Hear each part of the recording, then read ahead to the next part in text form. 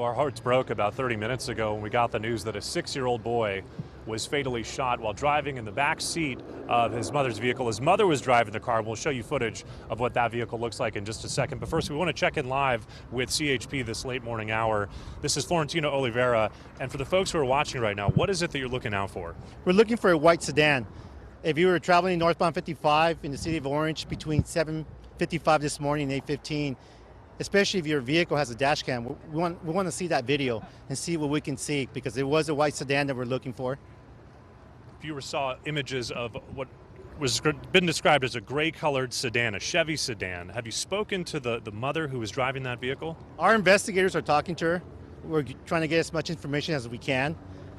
It was a silver Chevrolet sedan. You mentioned it was some sort of a road rage incident. So what exactly happened? So it was an isolated road rage incident between the mom and another driver from a white sedan. Not sure if there were any passengers in that white sedan, but apparently there was a shot fired from that sedan into the silver car.